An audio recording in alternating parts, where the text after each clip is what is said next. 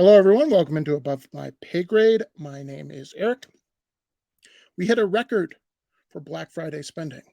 A record, you say? Yes, a record during high inflation, during on the cusp of a very bad recession. We hit a record. How in the world did we do this? Let's take a look at this article from CNBC where they kind of go into it, because you shouldn't just take the headline as good news. All right. Because in the fiat world, in the world we live in, where credit is part of the system and you have to constantly expand the credit to pay off the previous credit, banks, credit cards get continually more creative in ways to put people into debt. So at the top here, it says Black Friday online sales top 9 billion in a new record.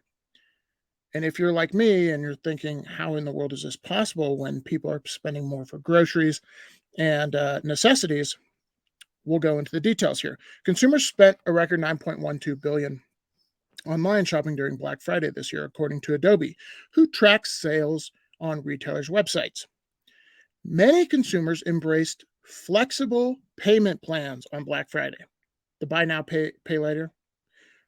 Oftentimes you can spend $20 and get into a payment plan. And this is kind of like how the federal government views our national debt.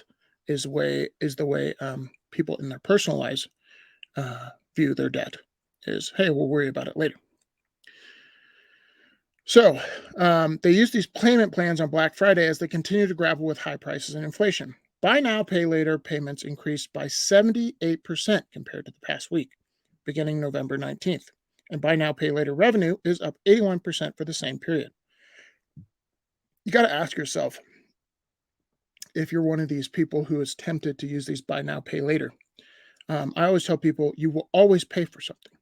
If you have a payment plan, that just means you're paying for it with interest, usually with credit cards. So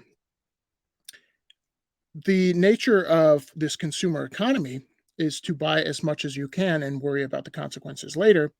And I don't always blame people, because in this fiat system, money, people saving isn't encouraged because you can't really get a real interest rate on your money. So it's kind of burning a hole in your pocket.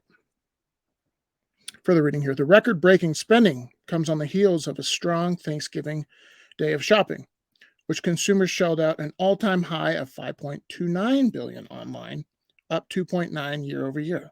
Isn't that insane? I guess it's not super surprising, because during the holidays, people are spending more money and everything costs more. Typically, shoppers spend about $2 billion to $3 billion online in a day, according to Adobe. So people are spending big money, and they think that Cyber Monday, according to Adobe, is expected to drive 11.2 billion in spending, up 5.1 year over year, according to Adobe. So a lot of this you can contribute to inflation, but you got to think to yourself, wow, in a world where groceries are up 20%, gas during the year was up 100%, it's up like 30% now. How are these people doing it? And the answer is credit. More and more and more credit, and more creative credit. Look at the housing crisis in 2008. How were they extending loans to people that should not have qualified for them? They create these cool financial products to keep the Ponzi scheme going, unfortunately. But just like our national debt, eventually we have to pay the piper. Nothing's free. I think this trend will continue. If you look at credit card debt compared to people's savings, they are going in the wrong direction, both of them. And now these buy now, pay later are allowing people to spend money that they don't have. And the question is, will they even make the payment? And normally they have like a 0% interest rate for a year. And so people are like, okay, I won't pay on it. And then the bill comes due. Just like their college debt and all the other debts that are coming due here shortly, the first of the year. I think there's going to be a giant wake-up call after Christmas where people realize The party is over, and it's time to buckle down and get serious, which means recession time, in my humble opinion. The credit will start to dry up. Let me know what you think in the comments below. See you guys in the next one. Peace.